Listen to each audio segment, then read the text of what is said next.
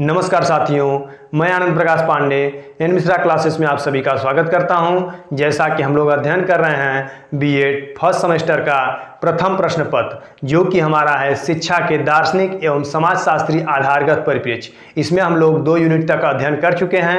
अब हम लोग अध्ययन कर रहे हैं यूनिट 3 और यूनिट 3 में भी हम लोग कुछ अध्ययन किए हैं, जिसमें कि हम लोग इसके पिछले वाले वीडियो में अध्ययन किए थे कि राष्ट्रीय एकता, जो हमारी राष्ट्र की एकता है, उस राष्ट्रीय एकता में हमारा शिक्षा का क्या योगदान है, शिक्षा की क्या परिभाषा है, क्या महत्व है, इन सबों के बारे में हम लोग अध्ययन कर चुके हैं। उसको आप लोग पिछले वीडियो में अपना जाके देख लीजिएगा। इस वीडियो में हम लोग अध्ययन करेंगे अंतर्राष्ट्रीय, कि अंतर्राष्ट्रीय जो सद्भावना है, अंतर्राष्ट्रीय जो हमारी जो समझ है, उसमें हमारी क्या शिक्षा की भूमिका है। जैसा कि आप हेडिंग देख रहे हैं कि अंतर्राष्ट्रीय समझ व शिक्षा, की अंतर्राष्ट्रीय जो हमारा इंटरनेशनल है, उसमें हमारी शिक्षा की क्या भूमिका है। तो इसमें अध्ययन करने से पहले आप सभी लोग चैनल पे जितने भी नए हों वो चैनल को सब्सक्राइब कर लीजिए और ज़्यादा से ज़्यादा वीडियो को शेयर कर दीजिए और सबसे पहले एक लाइक जरूर कर दीजिए जितने लोग भी वीडियो देख रहे हैं। और वीडियो को देखिए और देखने के साथ साथ आपके जो भी मित्र हैं, जो भी भाई बहन हैं, उनको ज़्यादा से ज़्यादा शेयर करिए, क्योंकि आपका पेपर अब आपको पता भी है कि 15 जुलाई से आपका स्टार्ट हो गया है।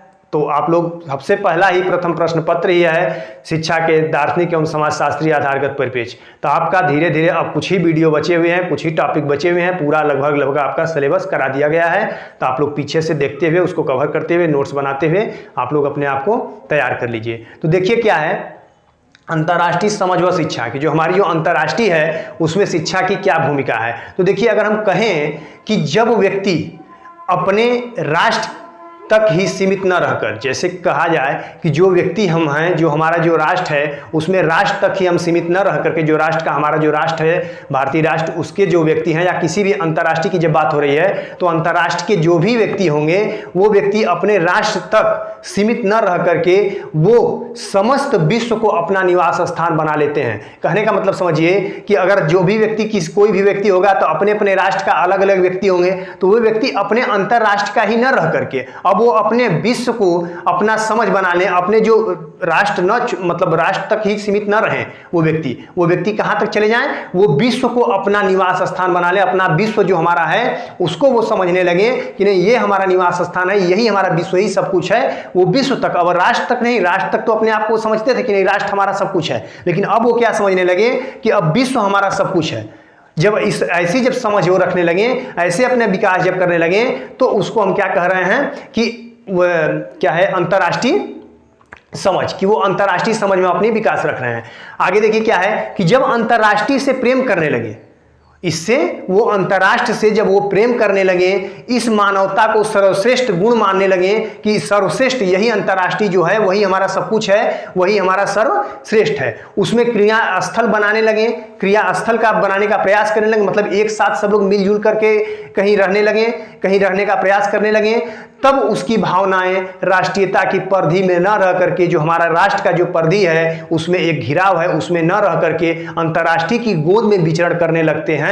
अंतर्राष्ट्रीय जो हमारा है उसमें वो लोग रहने लगते हैं, उसमें वो लोग विचारशील रहने लगते हैं, उसमें वो समझ अपना बनाने लगते हैं।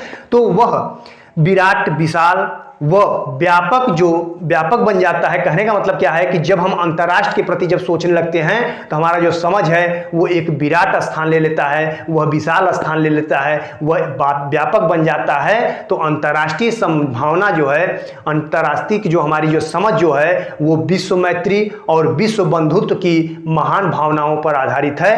कहने का मतलब ये समझिए कि जो भी अपने अलग अलग देश के जो हमारे जो अलग अलग राष्ट्र के जो व्यक्ति होंगे, वो अपने राष्ट्र के ही प्रेम न रह करके वो अपने अंतर्राष्ट्रीय विश्व के बारे में समझने लगे, विश्व के बारे में मतलब सोच रखने लगे।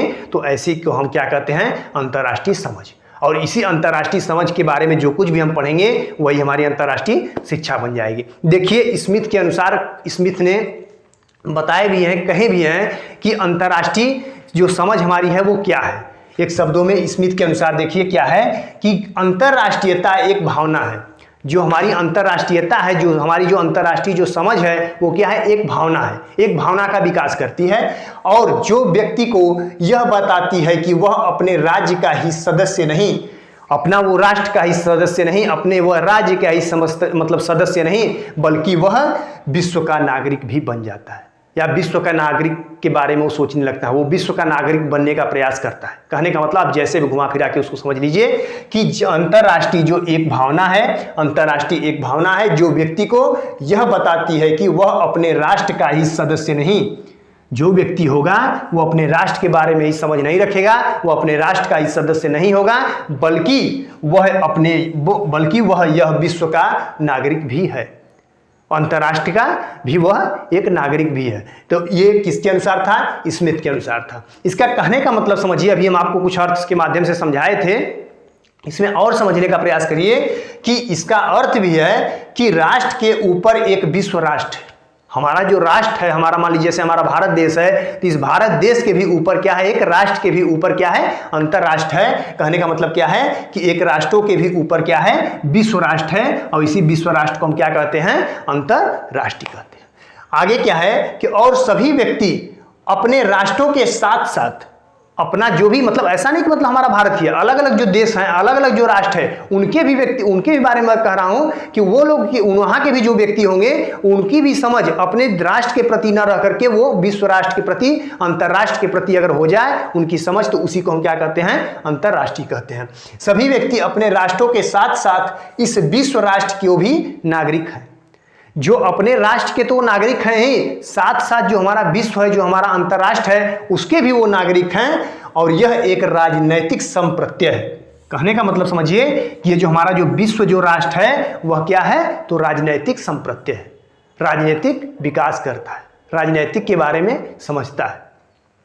जो इसके निम्नलिखित कुछ सिद्धांत हैं, इस अंतर्राष्ट्रीय जो हैं उसमें कुछ 5 सिद्धांत, मूल सिद्धांत उनको माना गया है। वो 5 मूल सिद्धांत क्या हैं? कहने का मतलब समझिए कि जो हमारे अंतर्राष्ट्रीय जो सद्भावना है या अंतर्राष्ट्र के बारे में जो समझ है, उसमें जो उनके जो व्यक्ति जो हैं, अंतर्राष्ट्रीय जो व्यक्ति हैं, उसमें सहयोग की भावना हो। आपस में जो भी व्यक्ति होंगे वो आपस में सहयोग की भावना रखेंगे, आपस में सहयोग रखेंगे, आपस में एक दूसरे का सहयोग करेंगे।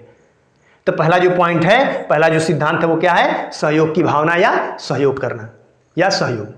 तो कहने का मतलब कि जो भी अंतर्राष्ट्रीय व्यक्ति होगा, जो भी विश्व के प्रति सोचने का व्यक्ति होगा, जो सोच समझ रखेगा, उसमें क्या होगा? वो दूसरे में एक दूसरे को आपस में सहयोग की भावना रखेंगे, आपस में सहयोग करेंगे। दूसरा पॉइंट देखिए, अनाक्रमण। अनाक्रमण से क्या मतलब है कि वे एक दूसरे को परेशान न करें, एक दूसरे पर अनायास ऐसे ही वो आक्रमण न कर दे। तो अनाक्रमण का मतलब है कि आपस में मिलजुल करके रहें, ऐसा ना करें कि वो एक दूसरे को ऐसे ही डराते रहें कि मैं आपको मतलब बम से उड़ा दूंगा, आपको ऐसे मतलब आक्रमण आपके ऊपर हम कर देंगे, ऐसी कोई भावनाएं नहीं रखनी चाहिए। अगला देखिए पॉइंट क्या है कि शांतिपूर्ण ढंग से समस्याओं का समाधान। कहा भी जाता है, आप देख भी रहे हैं कि जैसे कि किसी भी देश से अगर आपका युद्ध हो जाए, कोई भी एक राष्ट्र से दूसरे राष्ट्र के बीच में जब युद्ध होता है, तो वो क्या युद्ध होना क्या बहुत अच्छी बात है। तो लोग क्या कहते हैं कि युद्ध ना करके पहले, युद्ध से पहले हम क्या करें? आपस में शांतिपूर्ण से सहयोग करें, समस्याओं का समाधान करें, आपस में सुलझाने का प्रयास करें कि जो युद्ध है युद्ध को रोका जाए, कहीं ना कहीं शांति। क्योंकि युद्ध जो आपका है वो एक अच्छाई नहीं है, युद्ध करने से आपका कहीं ना कहीं बहुत ज़्यादा हानि हो जाएगी। तो कहने का मतलब है कि सबसे पहले लोग यही सोचते हैं, एक राष्ट्र दूसरे राष्ट्र के लोग, कि आपस में हम लोग शांतिपूर्ण ढंग से एक दूसरे को समझ करके, समझा करके युद्ध को रोक दिया जाए। आगे देखिए पॉइंट क्या है कि शांतिपूर्ण सह अस्तित्व। शांतिपूर्ण सह अस्तित्व का मतलब क्या है कि शांतपूर्ण से मतलब शांति से किसी भी एक दूसरे का सहयोग करना चाहिए। एक दूसरे का जो एक दूसरे का राष्ट्र है वो मतलब एक राष्ट्र दूसरे राष्ट्र का सहयोग करे, दूसरा राष्ट्र तीसरे राष्ट्र का सहयोग करे, आपस में सहयोग की भावना होनी चाहिए, आपस में सहअस्तित्व होना चाहिए। उनका अस्तित्व का मतलब कि एकदम अस्तित्व खत्म ना कर देना चाहिए। अभी अगर युद्ध हो जाए, जैसे कि आप देखे भी हैं कि अमेरिका जो है कुछ दिन पहले जापान पे आक्रमण कर दिया था, न्यूक्लियर बम गिरा दिया, क्या हुआ? जापान नष्ट हो गया। आज भी उसका मतलब प्रभाव पड़ा है कि अभी भी लोग जो जन्म लेते हैं, वहाँ के जो भी लोग हैं, लूले लंगड़े या फिर कुछ ऐसे तरीके से जन्म लेते हैं। तो कहने का मतलब है कि ऐसा ना कर दें, अपने में आपस में ऐसा सहयोग की भावना रखें कि ऐसा ना हो जाए कि अस्तित्व ही उसका खत्म हो जाए। जैसे क्या हुआ? जापान का अस्तित्व ही खत्म हो गया। तो कहने का मतलब यही है कि शांतिपूर्ण सह अस्तित्व, अपना जो अस्तित्व उनका जो है एक राष्ट्र का दूसरे राष्ट्र के प्रति, वो आपस में राष्ट्र अपना अस्तित्व बनाए रहे। 5वां पॉइंट देखिए क्या है कि आंतरिक मामलों में अनहस्तक्षेप। जो उनका जो आंतरिक जो मामला है उसमें अनहस्तक्षेप नहीं करना चाहिए। तो यहाँ तक आप क्लियर हो गया कि अंतर्राष्ट्रीय समझ व शिक्षा, अंतर्राष्ट्रीय समझ व शिक्षा में स्मिथ के अनुसार और बाकी अंतर्राष्ट्रीय समझ व शिक्षा क्या अर्थ है उसको आप लोग समझ लिए। आगे हम लोग आइए देखते हैं।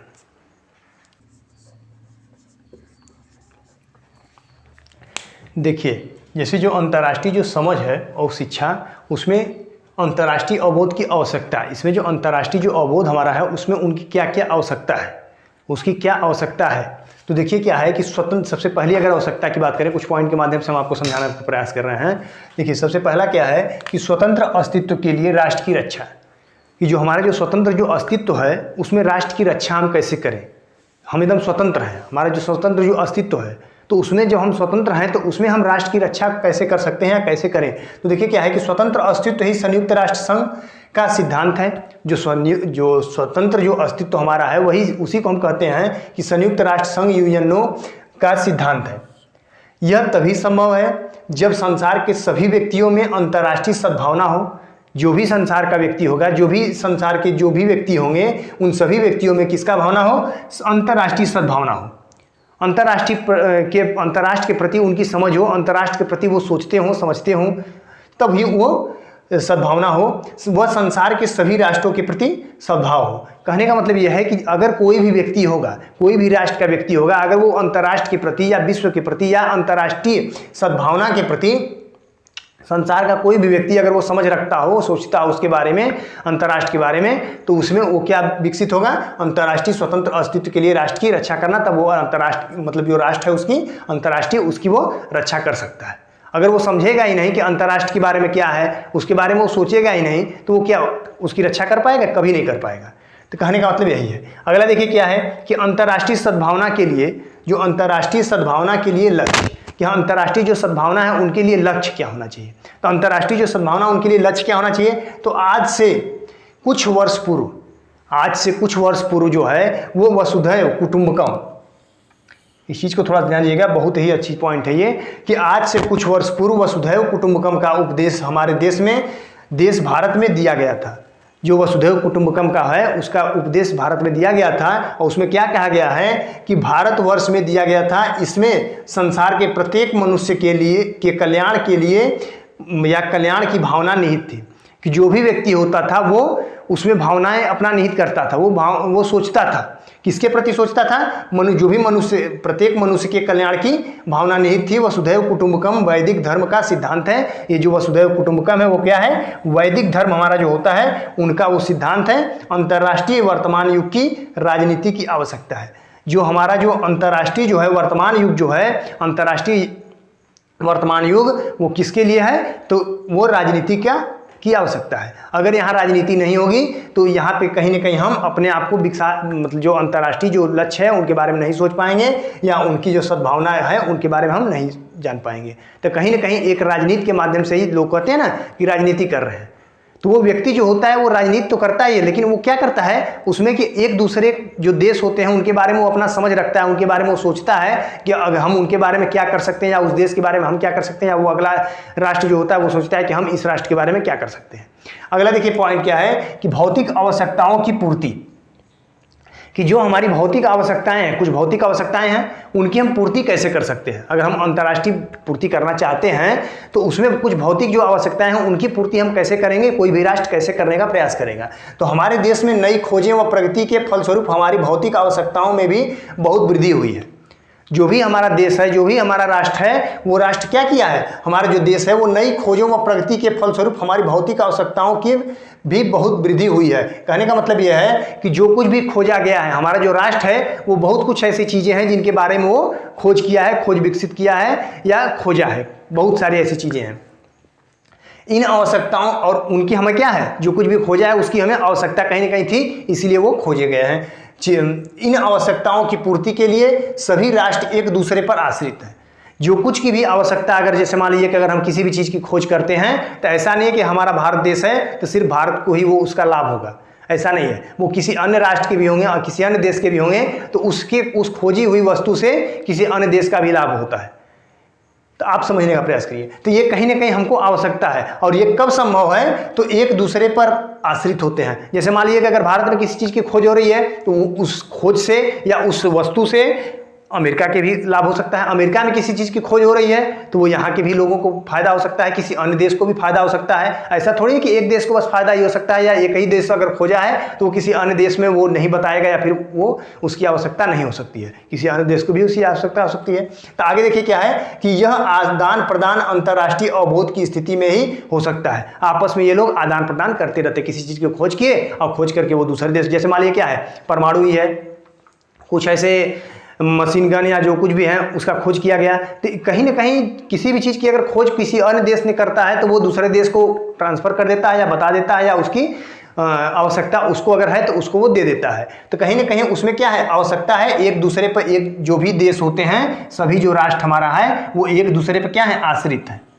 आपस में अगर आश्रित नहीं होंगे तो कहीं ना कहीं किसी देश में कोई चीज़ पाई जाती है तो किसी देश में कोई चीज़ नहीं पाई जाती है। तो आपस में क्या है, एक देश दूसरे देश से कहीं अगर आयल मान लीजिए तेल है, कहीं पाया जाता है, किसी जगह पे नहीं पाया जाता है, तो उस देश को क्या होता है, आयात निर्यात मतलब किया जाता है उस चीज़ का।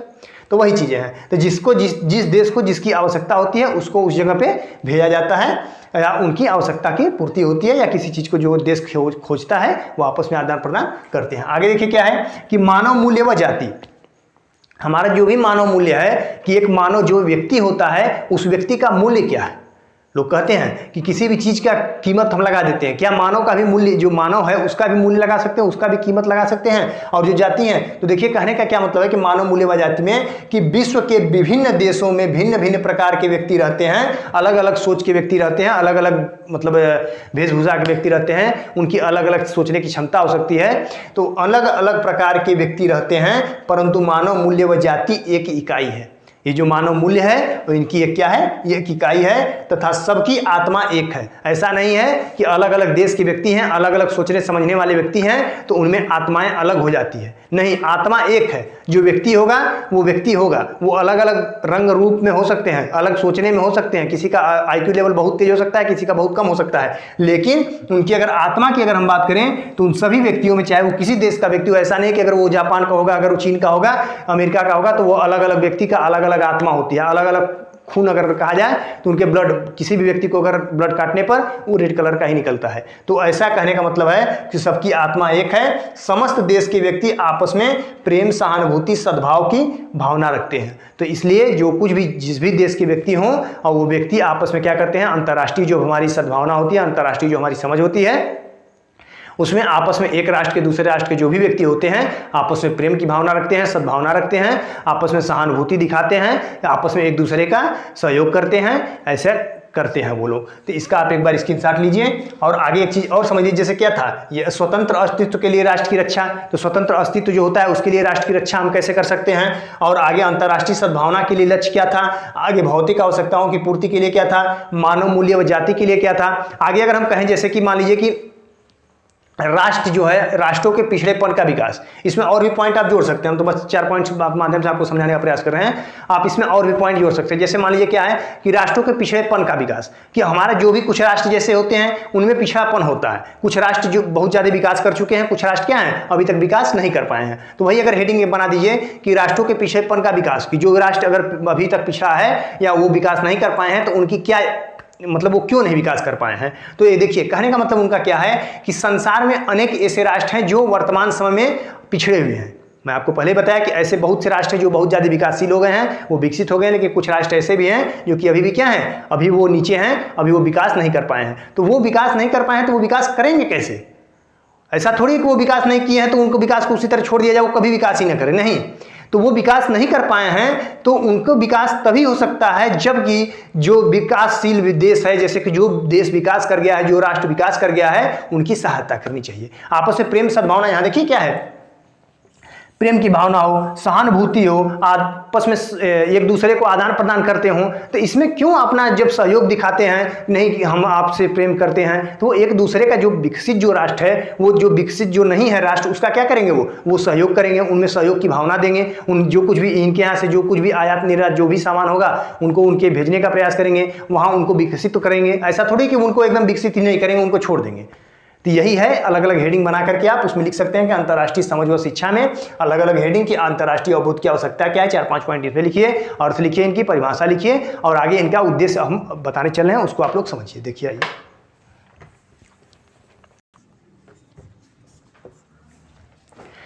देखिए इनके जो उद्देश्य हैं कि अंतर्राष्ट्रीय सद्भावना के लिए शिक्षा के उद्देश्य, कि इनके उद्देश्य क्या होने चाहिए, जो अंतर्राष्ट्रीय हमारी जो शिक्षा है उनके उद्देश्य क्या होने चाहिए। तो देखिए इसमें दो उद्देश्य पाए जाते हैं, मतलब दो उद्देश्य होते हैं।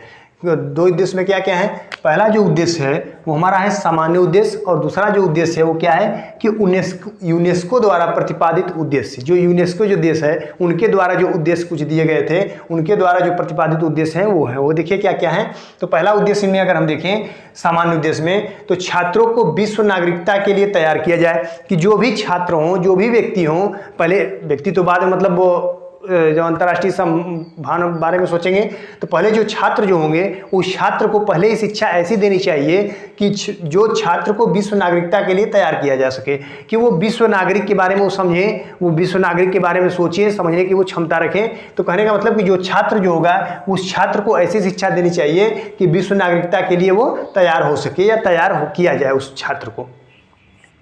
दूसरा पॉइंट देखिए क्या है कि उनमें स्वतंत्र विचार हो, जो छात्र हो उनमें ऐसी शिक्षा देनी चाहिए कि वो स्वतंत्र विचार कर सके, वो निर्णय ले सके, भाषण और लेखन की योग्यता का विकास किया जा सके, उस छात्र में इस चीज़ों का विकास किया जा सके। अगला देखिए क्या है कि उनको विश्व समाज के निर्माण में सहायक मूल्यों एवं उद्देश्यों में आस्था रखने की शिक्षा दिया, कि जो भी हमारा अंतर्राष्ट्रीय जो भी हमारा उद्देश्य होगा, जो भी हमारा अंतर्राष्ट्रीय में, उनको विश्व की समाज, जो भी विश्व का जो हमारा समाज होगा उस छात्र को ऐसी शिक्षा देनी चाहिए कि विश्व का जो भी समाज होगा उस समाज के निर्णय में सहायक मूल्यों, उस समाज का जो भी निर्णय होगा उसमें अपना मूल्य, अपना योगदान दे सके, उद्देश्यों में आस्था रखने की शिक्षा दी जाए, कि ऐसा उसको शिक्षा देनी चाहिए। अगला देखिए क्या है कि जो यूनेस्को द्वारा प्रतिपादित जो उद्देश्य जो दिए गए थे वो क्या है, बालक बालिकाओं को समाज के निर्णय में सक्रिय भाग लेने के लिए तैयार किया जाए। जो भी बालक बालिका रहेंगे उनको हम क्या करेंगे कि समाज, जो भी हमारे जो विश्व का जो समाज जो होगा उस समाज में निर्णय में सक्रिय भाग लेने के लिए हम तैयार किए जाएंगे या तैयार करना चाहिए उन बच्चों को। आगे देखिए क्या है कि उनको विश्व में एक साथ रहने के लिए आवश्यक बातों का ज्ञान कराया जाए, कि विश्व में कैसे रहा जाता है, विश्व के बारे में क्या सोचा जाता है, किस तरह से विश्व के लोग जो हैं उनके साथ कैसे रहना चाहिए, कैसे बैठना चाहिए, किससे बोलना चाहिए, उन सभी चीज़ों के बारे में हम क्या करेंगे, छात्रों को आवश्यक, मतलब ये आवश्यक बातें का ज्ञान कराया जाना चाहिए। आगे देखिए क्या है कि उनको अपने स्वयं की संस्कृति और राष्ट्रीय पक्षपातों को महत्व न देने की शिक्षा दी जानी चाहिए। कहने का मतलब यहाँ समझिए कि जो भी बालक होगा उनको ऐसी शिक्षा न देनी चाहिए कि विश्व के बारे में वो गलत सोचे, विश्व के बारे में वो हमेशा गलत धारणाएं वो बनाए रहे, ऐसा नहीं करना चाहिए। उनको ऐसी शिक्षा देनी चाहिए कि स्वयं की संस्कृति, ऐसा ना वो कर दे बालक कि अपना खुद का जो स्वयं की जो संस्कृति हो सिर्फ उसी को वो सब कुछ माने और बाकी जो विश्व का जो संस्कृति हो उसको कुछ माने ही ना, वो उसको कहे कि नहीं, हाँ मेरी जो संस्कृति है वही सब कुछ है। ऐसा उनको ऐसी शिक्षा नहीं देनी चाहिए। ऐसा उनका उद्देश्य नहीं था कि ऐसे बालक को नहीं कर, मतलब उद्देश्य क्यों ऐसी शिक्षा दी जाए कि उनको क्या कैसी शिक्षा देनी चाहिए कि उनको अपने स्वयं की संस्कृति और राष्ट्र पक्षपातों को, जो भी राष्ट्र का जो पक्षपात होगा, वाद विवाद होगा, को महत्व न देने की शिक्षा देनी चाहिए, कि वो हमेशा ऐसा ना करें कि वो हमेशा वाद विवाद में फंसे रहें अपनी संस्कृति के बारे में, और उनकी संस्कृति ऐसी है, इस सब के बारे में वाद विवाद में वो फंसे रहें। तो यहाँ तक आपको क्लियर हो गया कि इसका अर्थ है परिभाषा अंतर्राष्ट्रीय समझ व शिक्षा, कि जो हमारा अंतर्राष्ट्र है उसमें लोग कैसे प्रेम की भावना से रहते हैं, आपस में एक दूसरे को मिलजुल करके रहते हैं। उसमें हमने अर्थ पढ़ा, अर्थ के बाद परिभाषाएं स्मिथ के अनुसार दिए थे, गोल्ड स्मिथ के अनुसार, और उसके बाद उसके हम लोग यहाँ पे आकर के फिर उद्देश्य हम लोग पढ़े, उसके बाद उसकी आवश्यकता क्या क्या थी उसके बारे में अध्ययन किए। हम समझ रहे हैं कि आपको एकदम पूरा का पूरा एकदम क्लियर हो गया होगा। तो आगे आप लोग जितने भी चैनल पे नए अगर होंगे तो चैनल को सब्सक्राइब कर लीजिए, क्योंकि बीएड फर्स्ट सेमेस्टर का प्रथम प्रश्न पत्र ये पढ़ाया जा रहा है और आप लोग को बहुत अधिक लाभ होगा। 15 तारीख से 15 जुलाई जो है आपका उससे पेपर स्टार्ट होने वाला है, तो आप लोग ज़्यादा से ज़्यादा शेयर करिए, आपके जो भी दोस्त मित्र हों वो भी लाभान्वित हो सके। आप लोग जो बुक किताब है उससे भी पढ़िए, साथ साथ आप यहाँ से पढ़ेंगे तो बहुत ही सरल भाषा में आपको एक एक बातें क्लियर हो जाएगी। तो इसी के साथ विदा लेना चाहते हैं, धन्यवाद।